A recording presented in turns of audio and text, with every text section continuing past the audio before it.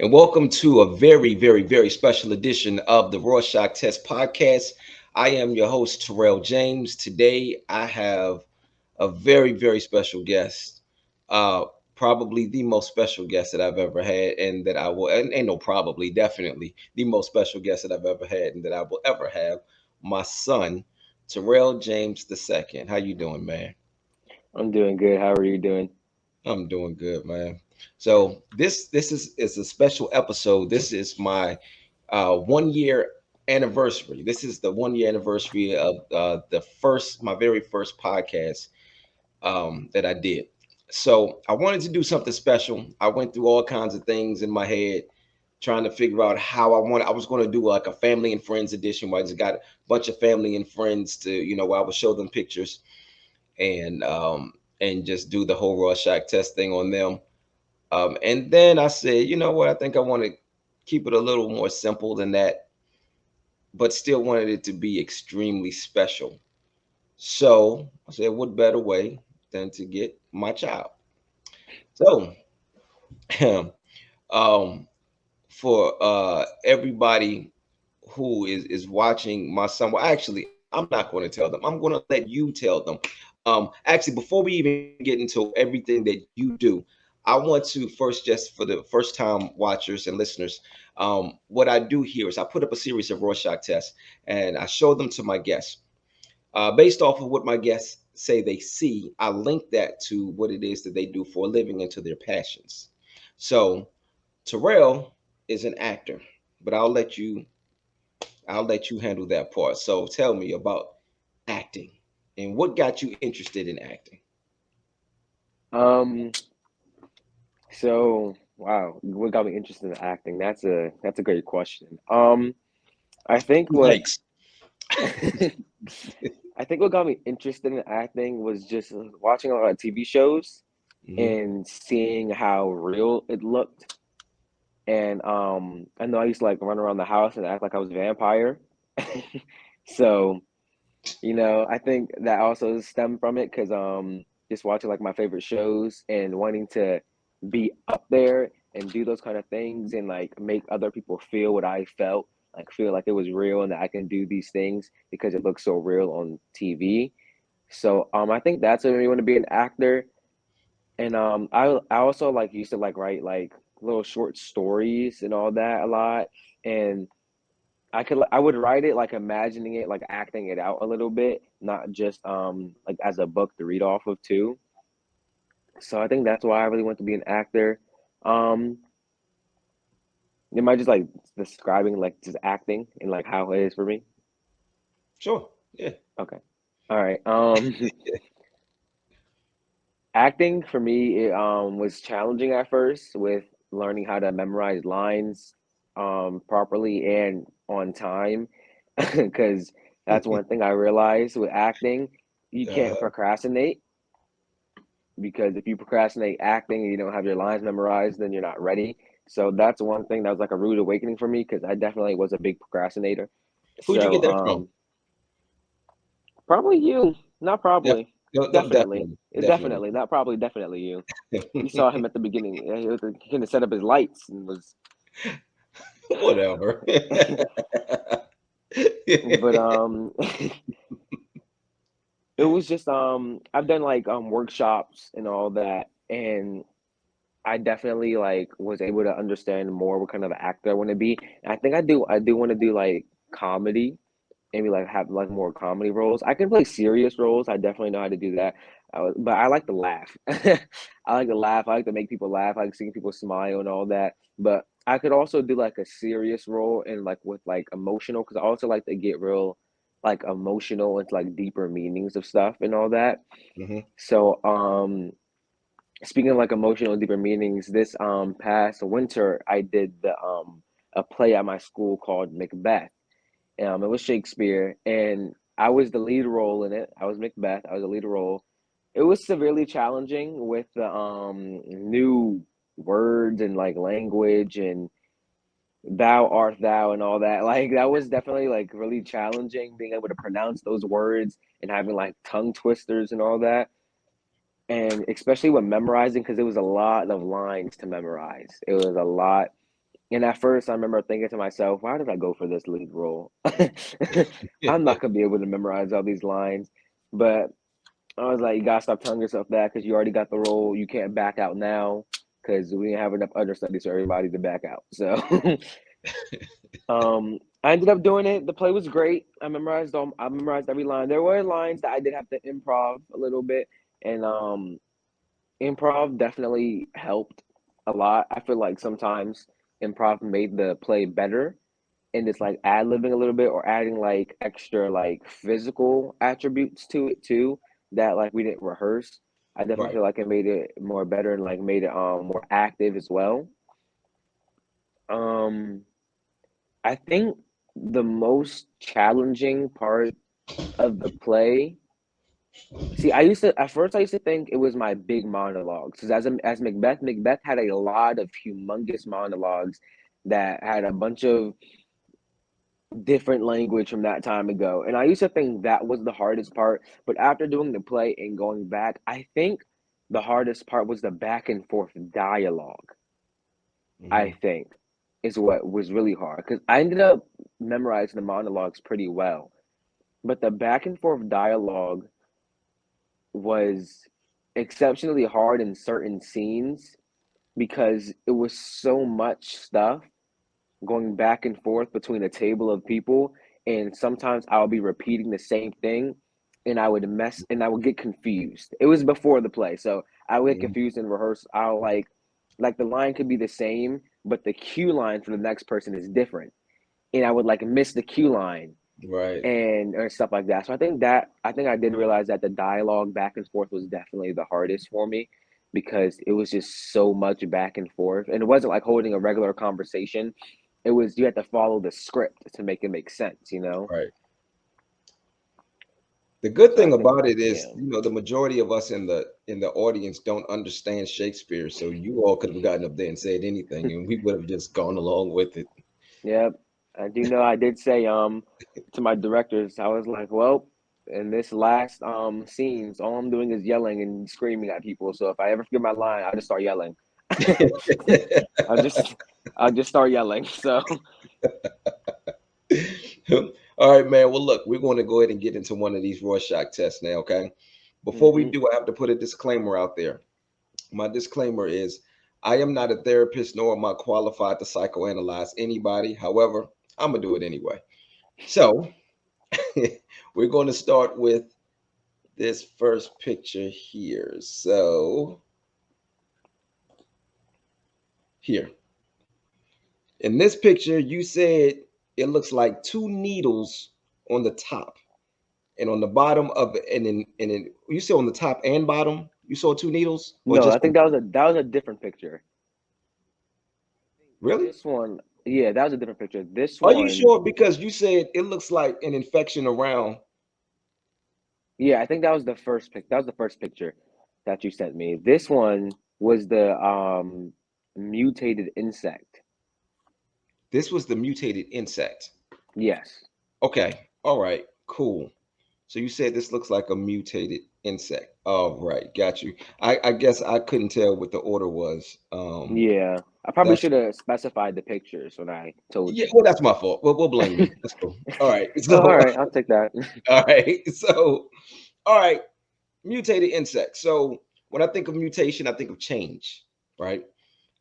Insects, a lot of insects are seasonal. So you see them during certain seasons, like, ants, or actually, I don't know about ants, but like maybe like bees or stuff like that, like they're seasonal, right? What I want to talk about is seasonal absences and the need for change, which leads to growth.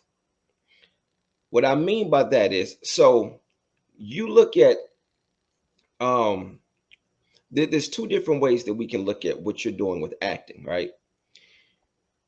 As far as trying to get out there and get your name known and trying to solidify your spot in this industry. So, on the one hand, you can be oversaturated, meaning we just see you over and over and over and over and over, right? hmm On the other hand, we may not see you as often, but the times that we see you, it's incredible, right? hmm So, I think both could work in your favor, but I want to ask you, do you want to be the seasonal insect or do you want to be the insect that we see all year round? Now, let me actually go a little bit deeper with that. To let me take it off of insects, okay? Because I don't want to call my son an insect. So, even though you have bugged me before, but um, so the gold, white gold, and platinum. Okay, white gold is prevalent. It's easy to find white gold. It's a very durable metal. It's Mm-hmm. actually a better metal than platinum, but platinum is rare. You don't see platinum as often, and it's harder to find platinum. So because of that, because of its rarity, it's more expensive. It's more Mm-hmm. valuable. The white gold, it's a better metal, but there's more access to the white gold. So, which category do you see yourself falling into? Do you see yourself being an actor that we may not see a whole lot, but the times that we see them, you're doing something great and it adds to your value? Or do you want to be that actor that we see all the time, TVs, movies, commercials, like whatever? We just constantly see you over and over and over. Now, that's the first part of the question. It's going to lead into you said mutation and me making me think about change. That this whatever your answer is, it's going to lead into the second part of uh, of the question. So that first part, how do you see yourself? Like, what kind of actor do you want to be? Hmm. That's a that's a tough question because I feel like I definitely could see both being Hmm. out there everywhere in a lot of places, but I definitely can also see not being everywhere, but when you are there, you're there and people like really see you. And I feel like I would I think I would take that one over being everywhere because I feel like once you're everywhere, you fall into the statistics with everyone else. And now you're aligned with everyone else that's also everywhere. But when you're in like specific spots and you pop out of nowhere and you do this amazing job, I feel like it leaves a digital footprint.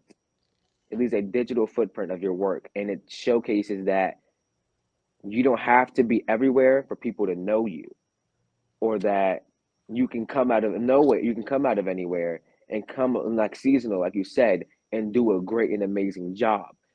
And I feel like it just comes down to like choices, because I feel like if you're doing such a great and amazing job, then everyone wants you.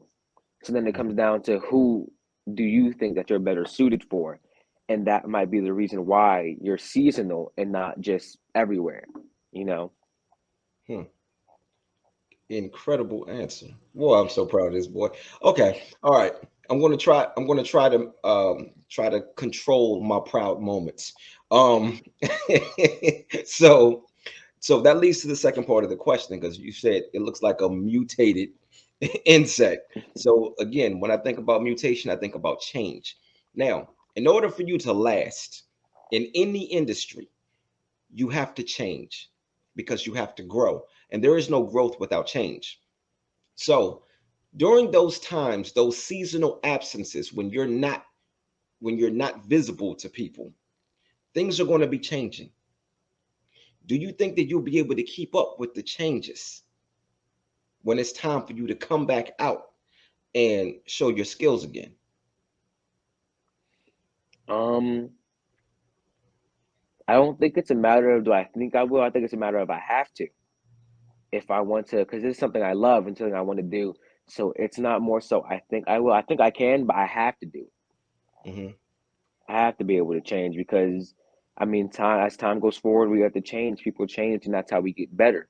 And I also like just learning, just looking at past mistakes or maybe things that you can do better. That is also change. So I definitely think I would be able to. Hmm. Well, I'm gonna tell you something. Your daddy did an amazing job with you. Okay. So um mutated insects. Y'all got roaches at your mama's house? No, I'm playing. I'm joking. Y'all don't. No, do y'all got roaches? We Y'all have got roaches? mutated ones, yes. Oh, you got okay, all right. We have All right, mutated let me ones. stop before your mama kills me. Um, actually, she need to kill them roaches. Um, no, I'm joking, everybody. They don't have roaches. All right, I don't think so. You know Um, what? all right, let's move on to the next picture. Okay, so since I clearly don't know which description fits which picture, you tell me Okay. which one was this? This one was the two needles and the That was like the two. virus slash infection around it. Okay, Wait, okay. no. Look, you It can't wasn't. even. No, I looked at it again. Okay, this one was the something with a face, horns, and teeth. Okay, you said it looked That's like what this something one that was was. evil or sinister Yes, evil or with a sinister. face, teeth, and horns. That's what I got here. Mm-hmm. Okay, all right. So I tell you what. Let's come back to this one. I want to come back to this. So I want to save that one for last. Okay, let's go to this one. This one was the needles. Yes. Okay. So this Yeah. one you said you saw looks like two needles on the top and the bottom and an infection Mm-hmm. around the side that's trying to spread. Mm-hmm. Looks like an infection. Okay. So actually tell me I see the needles. I see that. But the infection, what part of this do you see that looks like an infection? Well, one, the I'm gonna point, but I don't know if it works like that. Okay, so when you look at the like the top part that looks like a needle, you see the Hmm. two things kind of coming at it like they're about to meet. Right. Yeah, okay, that, and then just like everything around it, just Hmm. because like it's black, and black to me is usually like an infection or a virus type thing, and it seems like it's all going towards this one direction, Hmm. you know. So yeah, that's why. Okay. Got you. All right. So um an infection. Let's start with that, with the infection. One of the types of infections is viral, right? Or virus. Mm-hmm. But I want to stick with that word viral. People go to certain extremes and they even do ridiculous things to try to go viral Yeah. these days, right? So, um, have you ever felt like you need to do something that's a bit extreme or to do something that's ridiculous to get your name out there or to go viral? Have you ever felt like you needed to chase a moment so that people know who Tyrell James II is? Hmm. Chase a moment. Like, what do you mean by chase a moment? Moment like take an opportunity that like others like are like, why would you do that? Or just like, Okay, so let me see. There's some people making videos trying to go viral where they are um they play pranks on people, but the pranks can turn out pretty bad, like mm-hmm. depending on how the person responds to them. But of course, they are chasing a moment. They are trying to go viral with these videos. So they're doing something that could potentially be dangerous. So I guess my question to you is, do you feel as though that you have to do something ridiculous to go viral, or is your talent enough to make you get go viral and reach the level of success that you're trying to attain? Okay. I don't think that I need to do something ridiculous, but I don't think my talent's enough. And I know that's kind of like a gray area there because like which one is in between. But for me, I don't think there's a I don't think for me, at least at this age, at this point in my life, that I can say my talent's enough to do certain things. But I also do think I have enough talent to where I could go viral. Maybe not on the same level as others, but I think enough to where I could be out there a tiny bit. But I don't think I need to do something necessarily ridiculous or chase the moment. I think chasing the moment would depend on how it is. If chasing the moment makes me do something out of the ordinary for myself, I probably won't chase it. Okay. Good answer. That's good. Now, I will say this though. Your talent, and I know this is coming from your daddy, so it's like, of course your father's going to say this, but your talent enough. Your talent is definitely enough for you to be able to get out there, to go viral, to reach that level of success. Um, which is the reason that we even signed the contract, the management contract, which we will get into. We're going to talk about that actually with the next picture. We're going to talk a little bit about when we signed the contract for you to start acting. Um, but your talent is definitely enough. I think the problem is there's so many people that are doing so many ridiculous things that, and you know, the ridiculous things, it doesn't take talent. It doesn't take talent, but those ridiculous things get more attention. Unfortunately, they're getting more attention than the people who actually have talent.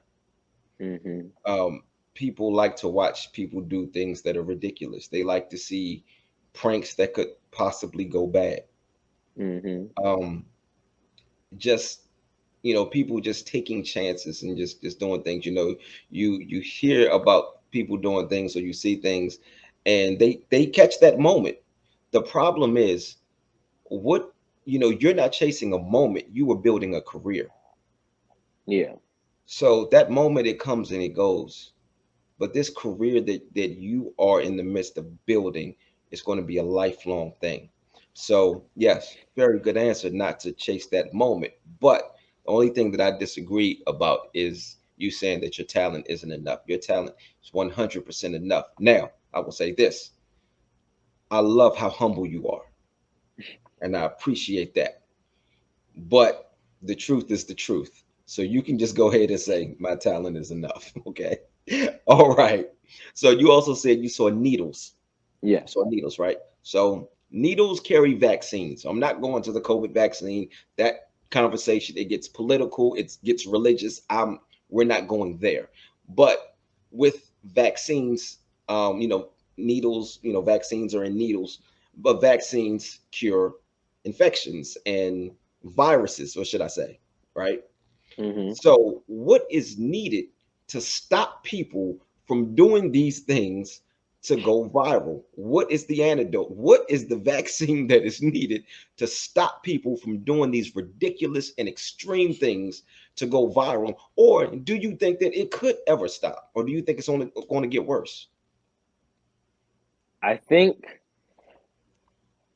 well, I think, I don't want to say I don't think it couldn't stop, but looking how deeply into it now, I mean, a lot of ridiculous stuff been going on for years. I think the way to solve it is easy and hard. I think the concept of solving it is easy, but executing it for some people might be hard. And my way of saying like of solving it and like with like curing it with the needle is people think too much about what they like, about what they love, about what they do, and they think about them being judged about it. And I think that's what creates them to do these ridiculous things because no one's going to judge you. A lot of people won't judge you for these ridiculous things because people like it. But when it comes down to something that you like and other people don't, they kind of trap themselves into this corner where they don't want to do it anymore because it will be frowned upon or they'll people might laugh at them or like even people like their closest friends maybe their closest friends won't like it but they'll like the ridiculous thing that they're doing so um I think that is how to kind of cure the infection. People will need to stick to what they love and what they do. But I don't think it's an easy concept for everyone because some people like to fit in with a certain group and they don't want to be the odd one out. And that's understandable. It's hard to not that's understandable. It's hard to not just be out of the norms and because like no one wants to be judged. No one wants to be judged. So but I do think that there is a way to do it. It's just about how you execute it and how you are with yourself to do that. Very well put. Boy, I'm telling you, man, you know what? I'm a high five your daddy when I see him. All right. So, you know what? I'm done. All right. So let's get into this other picture here. So this was the other one. So this was the one where you said, let me pull up my notes here. So this is the one where you said looks like something evil or sinister with a face, Mhm. teeth, and horns. Mhm. Okay. What tell me this. When you saw this picture, how did it make you feel? Well, one for starters, it gave me goosebumps. I had to turn off my phone for a second. Really? Yeah, it looked really weird to me. Mm-hmm. How it Okay. made me feel, I don't. Yeah, it just made me feel like weird. Mm-hmm. Got you. Okay. So check this out.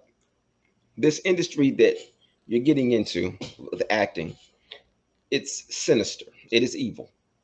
The things that you saw on that picture, it can be very sinister. It can be very evil. Of course, when we're sitting down, we're watching TV, and we see it from this side.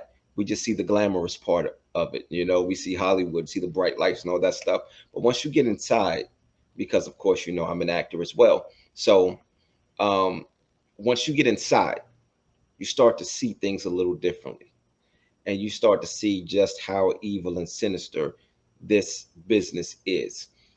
Before we signed our contract, your management contract, me and mom, you know, years, you know, they before, because you know, I'm signed. For those that are watching, I'm signed. We both are signed to Linda Townsend Management for acting. So years before you got signed, I was signed. But a couple years before that, they wanted to sign you first. And the reason that we didn't sign the contract was me and mom had a conversation, and she said I can't help but to think about these child actors who have just gone crazy, you know, just they end up just losing their minds, or the pressure gets too much for them and then they end up on drugs, or just, I mean, she was just, all of the natural fears. You got to understand, when you become a parent, it is the most rewarding job in the world, but it is the scariest job in the world. So we as parents want to do everything that we can to protect our child, and we want to be able to do that at moments when we're not even there. And sometimes the thought of you being an actor and being in front of that camera or being in that world, sometimes even if we're in the same room, there's just too much evil and sinister things that are going on. Mom never thought that you would go down the same route as a lot of the other child stars. She never thought that. Her issue was the fact that you would at such a young age be exposed to an industry who does not care about the innocence of a child. They just don't care. And it's obvious. You can sit down, we watch TV, and it's right there in our faces. They don't care. That they put certain things on TV. Children are still awake, and kids are very impressionable, and they have these things that are on TV that could, it's just poisoning a lot of these children's minds, right? Well, imagine, that's on one side, that's being on the side where we're watching TV. But imagine being on the inside and a bunch of people trying to poison your brain, poison your mind, when you're on the inside. And that's what she was trying to protect you from. I understood. Um, I was ready to go ahead and sign back then, but after mom said what she said, I I had to understand exactly where she was coming from with that. And I said to her, I said, I tell you what, let's wait a couple years and revisit this. And we'll come back and we will see where we are, where we stand on this, how comfortable we feel when he's a little bit older. And that's what we did. We went ahead and we signed the contract. Now, with you knowing that this business is what it is, as you know, I've always told you, I'm gonna always give you all the information. I'm not gonna hold anything back. I'm going to let you know exactly what you're getting into, because I want you to be able to make a decision based off of having all of the information. So I'm not going to sugarcoat it when I tell you that yes, there are some things in this business that are sinister and evil. Now, the good news is I'm an actor too, and there's a lot of this stuff that I'm able to see and shield you from. And then you have your village. You know, you have me, mom, you have my father, your stepmother, you have grandma, you have, you know, your grandparents, you have aunts and uncles, you have, and all of us come from a very, very both sides. You have two different families that come from uh you know, you have two families that are very much grounded in Christ and have incredible faith in God. And we understand that we have that armor that is protecting us and shielding us, even in the midst of the evils. Now, we'll say this. Well, I want to ask you this. You said you saw something that was evil and sinister. You saw horns, you saw teeth, um, and what was the other thing? Horns, teeth, In and the then oh, and a face. face, and a face, right? So, um, when Satan raises his horns, even when you're in the face of evil and he wants to sink his teeth into you, you being at the point that you are now, where you have a better understanding of your relationship with God, Hmm. how confident are you now knowing that you can stand up to the evil and you can stand up to these devils and you don't have to worry about them touching you because you know that you are God's child and he has you protected? Hmm. Um, I feel extremely confident. Yeah, it's not even a something to think about. I feel extremely confident. Hmm. You know, it's not something for me to think about. I do feel extremely confident about that. It's never been a worry for for a while now. It's never been a worry for me. Hmm. Okay, that's good. It's really no need to even expand on that. Just I'm confident God got me, and that's what it is, right? Hmm. Okay. All right. So look, I have another picture here that I didn't send you ahead of time. You got a surprise picture. So you're gonna have to tell me right here on the spot what you see, and then I'm gonna try to make the connection right here on the spot after you tell me what you see. All right. You ready? Hmm. All Yep. right. What do you see here? It looks like okay. I'm seeing a lot.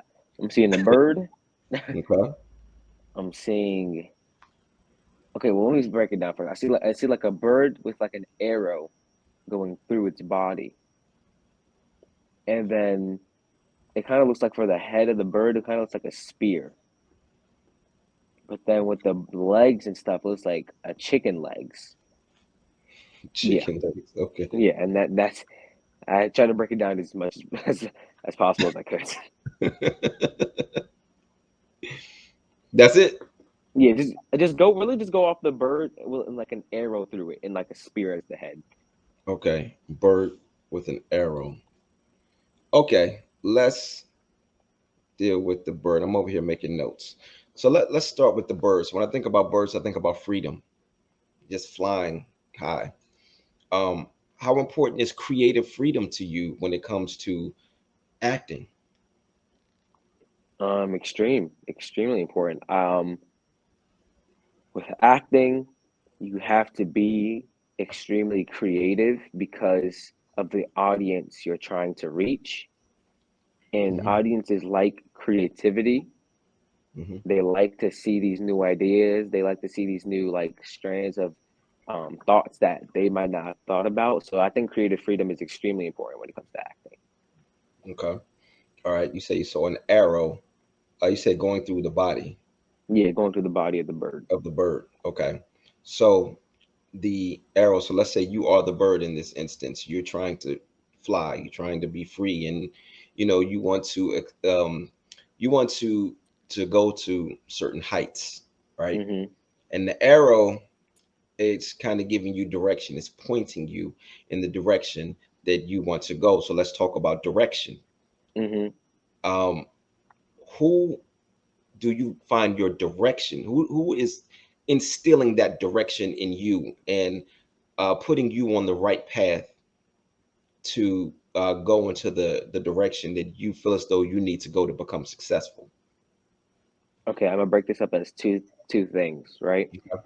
Ultimately, like overall, I want to say God is Hmm. the one steering me to the right direction, but I want to say he's steering me through you. He's steering me through mom, like maybe like my supportive friends. He's steering me through people in my life. But Hmm. overall, he's the one steering me, but he's using other people to do so. Okay. Good. Good. Like that answer. All right, man. Well, look, I got some more pictures here, but also have a game that I want to play. Hmm. I got some questions here that I want to ask you. But let's show the pictures before we do the game. Now you know how much I hate questions. I know you do. I know. And you got that from your daddy too. Um, that's why I'm on this side of the interview. I'm the one asking the questions. So, all right, yeah. So I'm gonna put up some other pictures. I want you to tell me exactly what it is that you see here, okay? Hmm. And then I have a question about them, okay? Okay.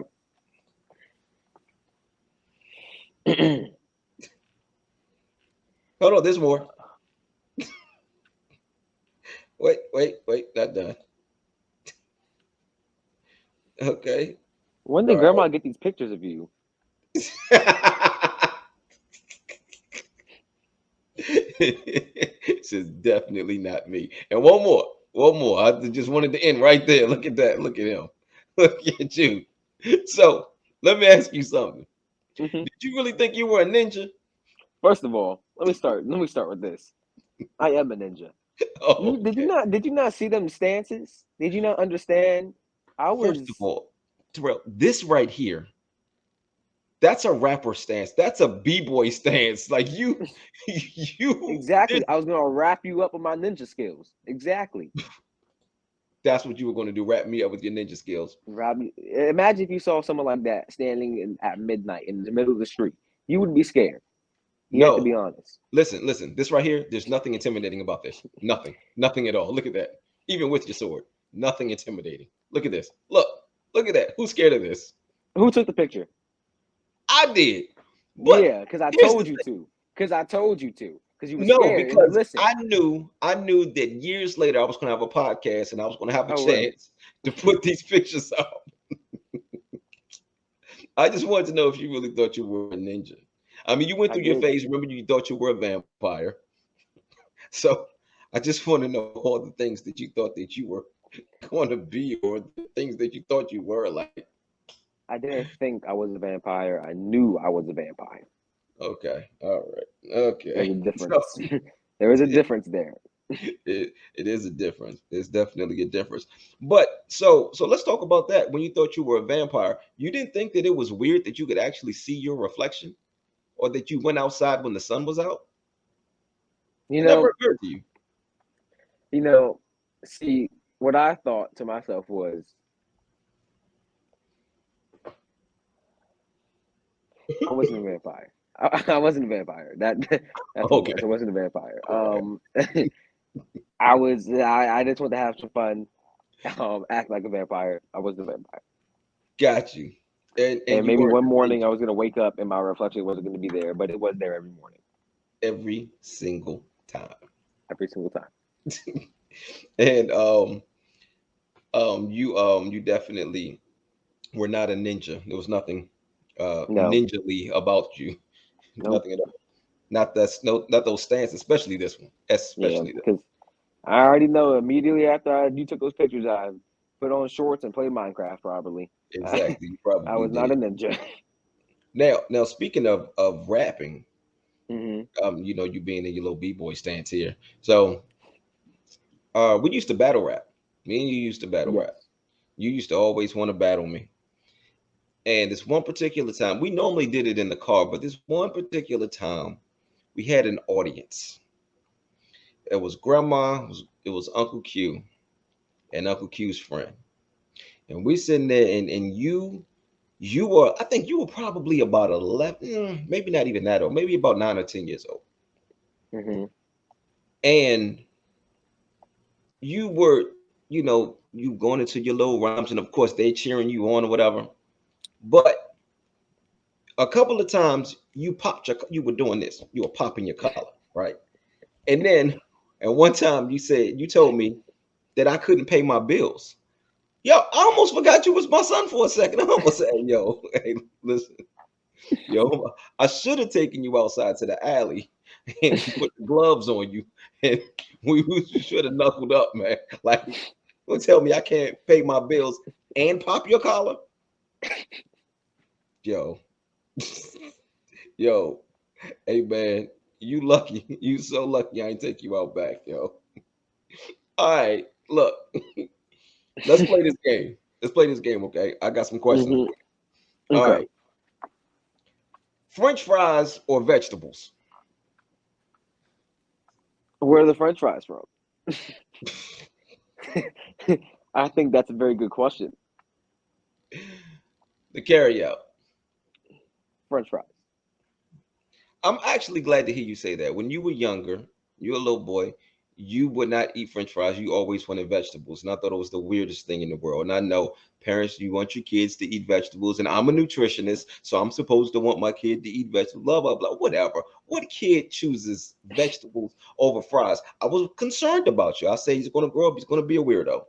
Um, the verdict is still out on that. Anyway, so No, it's not. so my next question is this. When I was teaching you how to box, Hmm. and we were in the kitchen,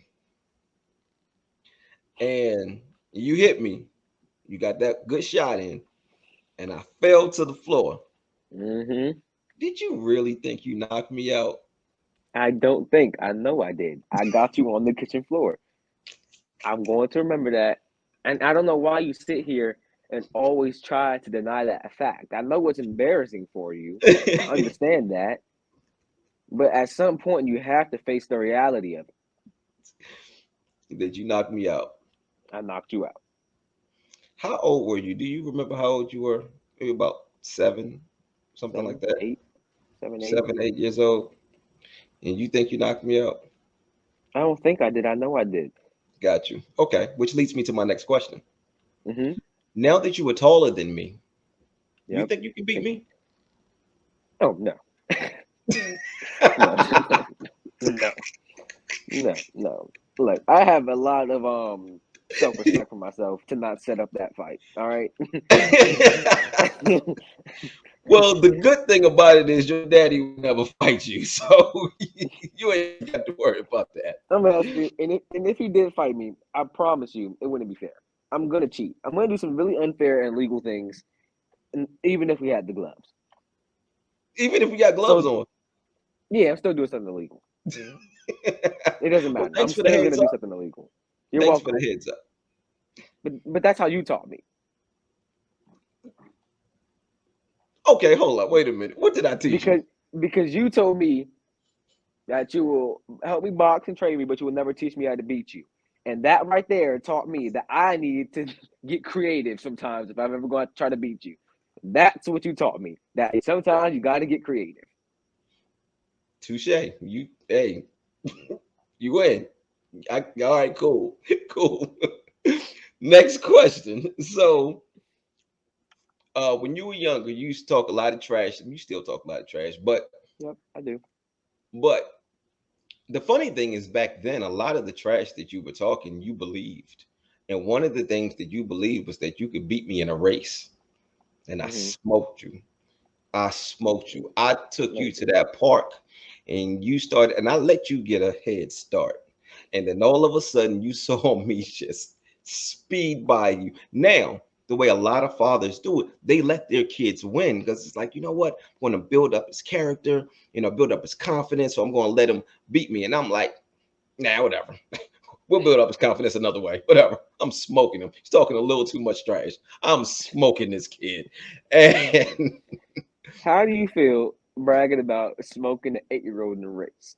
I feel amazing. I Okay, feel because the 8-year-old shouldn't have been talking trash. That's what you get. that's fair enough. That's fair enough. That's fair enough. Okay. All That's right. fair enough. So, but now that you're 16, about to turn 17, and I'm 41, about to turn 17. Can you beat me in a race now? Yes, I think I can beat you in a race now. I do believe so. I do think I am beating you in a race now. Yo, even with my injuries, with my torn Achilles, my torn calf muscle, the torn ligaments in my ankle, and every other injury that I've ever had, you still can't beat me in a Let me race. ask you this: how long do you think it would take you to do a mile? To do what? A mile? To run a mile? Yes. I've never tried to run a mile and time it and beat the. Let me see. The shortest amount of time I ran a mile was 9 minutes and something, but I never tried to beat it. So I don't know. I know I can beat that, but it was like 9 minutes and something. It probably like right around 9:50, 9:30, something like that. Wow, what did you do? I can't remember, but Oh, now you can't remember. I do believe I am still beating you in a race. No, no, I want to know why you asked that question about that mile because see, I think if I would have said a different time, a higher time, then you would have had a different answer. Well, no, I've run the mile before. The mile I ran was in middle school. I can't remember what I got. I know it's under. I know it's under 9 minutes. It was Under under nine that minutes definite. Yeah. in middle school? Hmm. Man, I don't believe that. You don't got to. I don't believe that. You I'm be. I assure you, I'm beating you in a race now. The other day, for once in my life, I ran full speed against a couple of my friends. I didn't even know I was that fast. I'm beating you in a race. yo, you're not gonna beat me. Next time I see you, we gonna race. We gonna record it. Cool. Say no more. Say It's no on. more, It is on. cause It is you on. think you can beat me in a race. You think you can beat mom in a race. You can't beat either of us in a race. I can definitely beat your mama in. Your mama, yo. When was the last time your mother even ran full speed? The other day, The other day. Who was they gonna chasing? put my mama. My mama What gonna was beat you chasing? in a race. She can beat you in a race. Your mama cannot beat me in a She used to race. run track. Used to. Used to. She still does run track. She don't run no track. She does run She just track. run her mouth. That's it. Yeah, because she knows she can beat you. Whatever. Whatever. Your mama can. But I'm gonna come up with that. I'm gonna beat you and your mama in the race. Go ahead. Second you get in front of me, I'll trip you. I'm not gonna run anywhere near you. Okay. Oh, okay. I will social distance that race. It will be at least 6 feet of distance between us. No, that's okay. I tested negative, so we can be closer. All right. Next question. Hmm. LeBron James or Tyrell James? Now, before you answer this question, I want you to remember that you want a car. LeBron James or Tyrell I'm James? gonna go Tyrell James. I'm gonna go Tyrell James. Okay, all right, got you. Good answer. I Good I answer. definitely I definitely see the positives and negatives, but I think that I think you got it. You think I got it? Yep. I'm gonna remember that you said the negative though. You see the Hmm? positive and the negative. I'm gonna remember you said the negative. Well, there are some clear negatives, and I think Okay, we both know what some of those negatives are. So I just have to. It has to be fair, you know. got you. All right, and I will make sure that we have to be fair and look at all the negatives when looking for your car. Okay, next question. On Well, this, actually, I take it back. There's no negatives. no I negatives. You positively beat LeBron James. Okay, got you. All right. So next, on a scale from 1 to 10, how childish is your father? 13. I'm gonna go 13. Got you. I the funny thing is I honestly thought that the number was going to be a lot higher than that. Um, but I'll take 13. I'll I definitely want take to stay close to 10. You that. know, Okay. if I wanted to go higher, I would have said like 120. Okay. So that's a little more accurate right there. I think so. Got you. Got you. Okay. All right. So now I want to, I have your whole life, I've been teaching you lessons. Remember, we started having business meetings when you were 5 years old. At 5 years old, you could tell somebody the difference between a liability and an asset. And I was really, really proud of the way that you took those business meetings and turned it into wanting to become a businessman. You wanted your lemonade stand. You were selling your candy. Um, One day you came to me and you said, "Daddy, I want you to teach me how to trade the stock market." And then when you got old enough, you started working, and you have been working ever since you've been able to. Um, and you haven't stopped. You have leveled up. You went from one job, and once you hit that plateau and it was time to move on to something else and to make more money and a better opportunity, you took advantage of that. Very, very proud of you. Your work ethic is amazing. Your your money management is amazing. I go and I check that account all the time, and I see how much money that you have in both your checking and your savings account, and it's just like really, really impressed and very proud of the way that you have handled business, and it tells me that you're going to continue to handle business in that manner, right? And a lot of that has come from a lot of the things that we, and when I say we, I mean your village, your parents, and that's your biological parents as well as your step parents, which we don't like saying step, but whatever, just to be clear about what we're talking about. But your grandparents, your aunts, uncles, your godparents, your cousins, your village, everybody around you. There's been a lot of love and wisdom that has been poured into you and has been instilled in you. And you and I, we have these conversations all the time about lessons and acquiring wisdom and when you should listen to wisdom, which is all the time. um, but I want to share a story with you that I don't know if I ever shared with you. I want to share a story with you about how you taught me a lesson in wisdom. So one day when you were a little boy, you were playing with one of your toys Mm-hmm. and you picked it up. You were trying to figure it out. You had to be about 3 years old, I think. You picked up this toy and you were just playing with it. You were trying to figure out how to play with this thing and you couldn't figure it out. And you got frustrated and you put it down. And then you picked it up and then you tried again and you put it down. And I started to go over there and to help you and to show you how to do it. But I said, no, let me sit back and see what you do. So you picked it up again, messing with it, put it back down. Eventually, you figured it out. And after you figured it out, you moved on to another toy. And I sat there and I was so proud, but it was a huge moment and a lesson for me.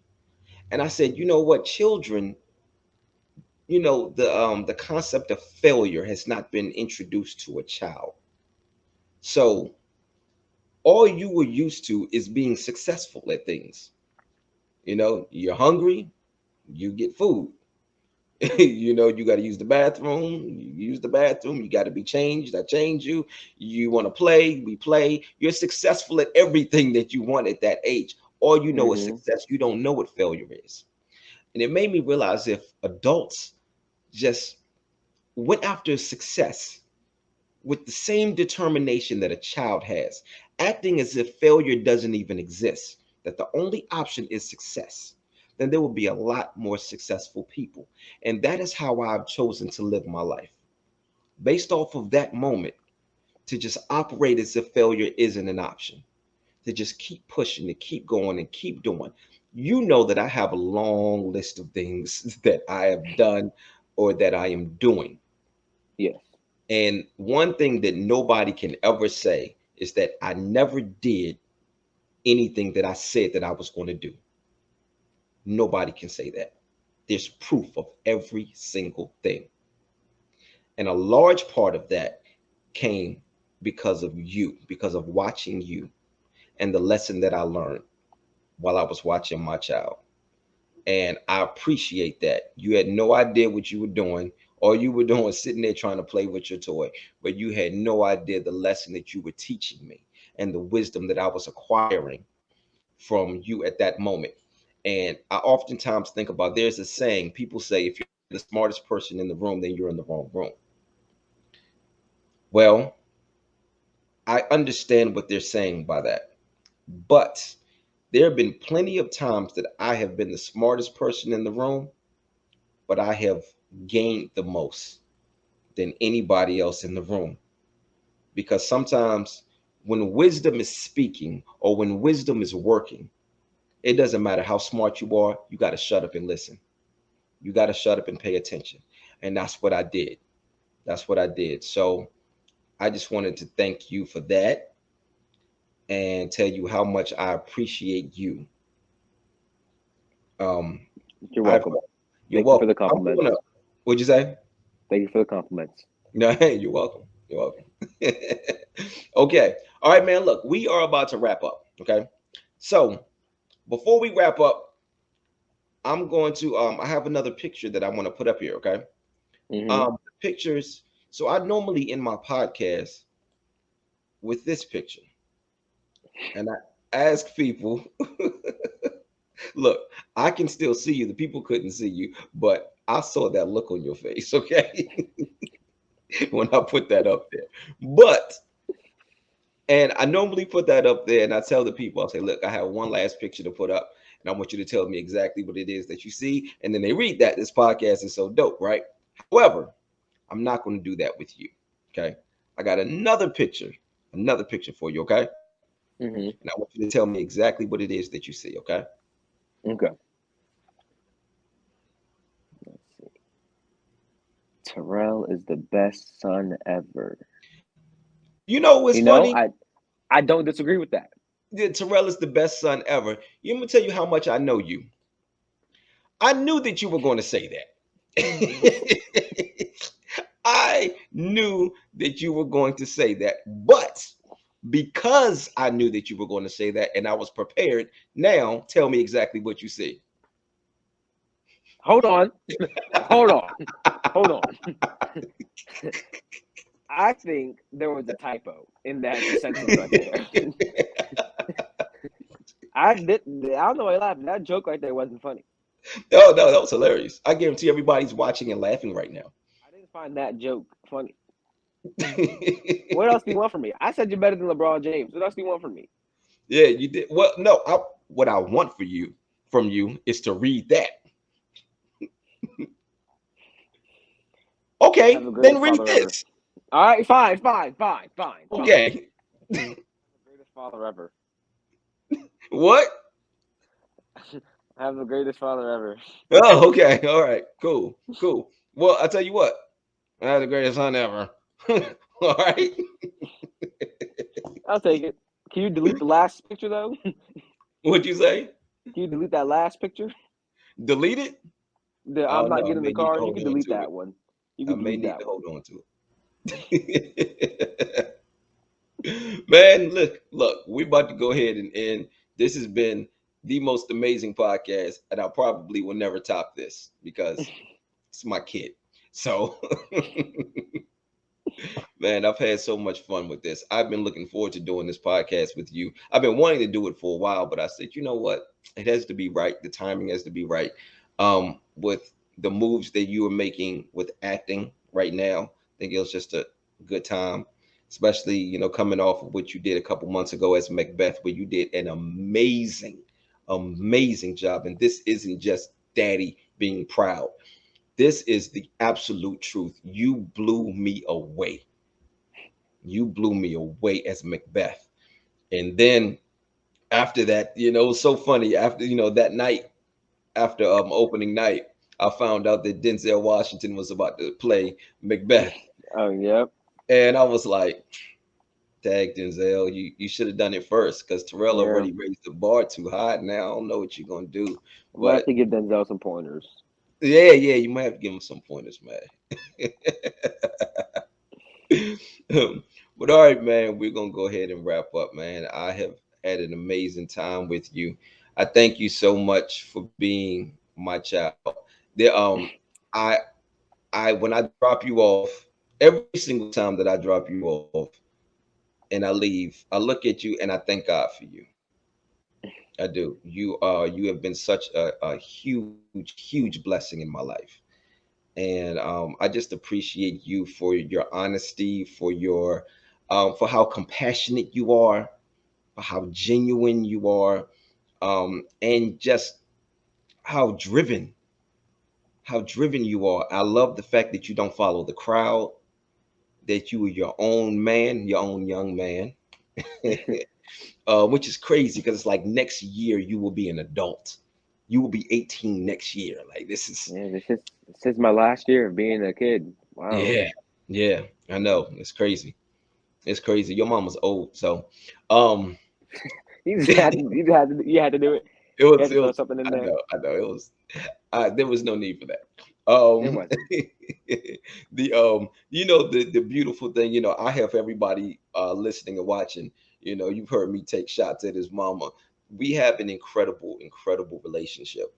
Um, we are always on the same page. Sometimes, um, I don't know. There have probably been times that Terrell probably has felt as if we were against him because we were on the same side. It really is hard having parents on the same side. Yeah. It really Yep. is. Yep. And even though we haven't been together, you're 16, we haven't been together since we broke up before you even turned one. You were months old when we broke up, but we have been able to maintain an incredible relationship. I am married. She has an incredible relationship with my wife. We figured out how to do this the right way. It's just it's just amazing. It's headache free. There are no headaches at all. So that's why I'm able to sit here and joke about his mama like that. She'll Because get you later. Just wait. yes, she will get me. Trust me, she will get me later.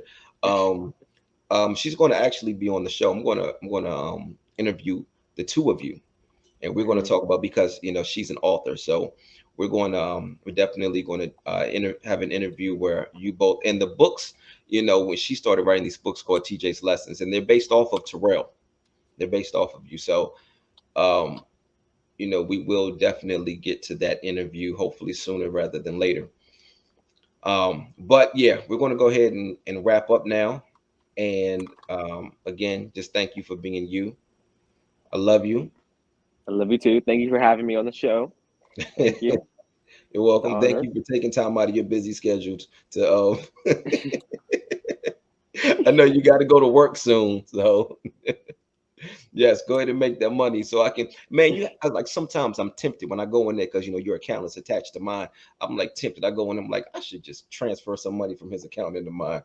You just left digital footprint of a confession. I can take this to court. Yeah, but there's so much that you got to prove. Like you got to prove that it was actually me that did it. All right. You know what? Like I you don't got know how to. you plan on getting. I don't know how you going to get out of that one. I mean, and then like I can just close the account and just. Hold on. What? You wait. I don't understand why I gotta suffer because of what you said. Okay, you said you're gonna take me to court, right? Yeah. No, no, no. Like the basketball court. Like the Oh, the basketball court. basketball. Stick to the Got you. basketball court. Okay. Yeah, Okay. the basketball court. That's Got where you. we're Got going. you. And what's gonna happen when we get to the basketball? Are you gonna beat me? No. Oh, okay. All right. Okay. All right. Fine. We're really gonna wrap up this time, man. All right, man. So All right. thank you all for tuning in and watching me and my son go back and forth. Um, hopefully this won't be the last time. I kind of got a feeling that we're gonna do some more shows together, and we got some things planned also on the acting side of things. Now, before we get out of here, you want to let people know how they can connect with you and they can see you if you're doing anything as far as acting is concerned, like your Instagram handle, TikTok, anything like that. I probably should make specific accounts for that. Huh? That probably would be a great idea. Okay, I tell you Okay, how what. about that? This is on your YouTube, right? Yeah, it's gonna be on YouTube, Facebook, and Can't you Instagram. just make a description? You can make a description, I'm pretty sure. Hmm. And as soon as this ends, I'll make accounts Got you. for specific acting. All right. Got you. All right, perfect. All right, boy. Love you, man. I love you too. Thank you. All right, you're welcome, man. For the rest of y'all, y'all be easy. Yep. Thank you, guys.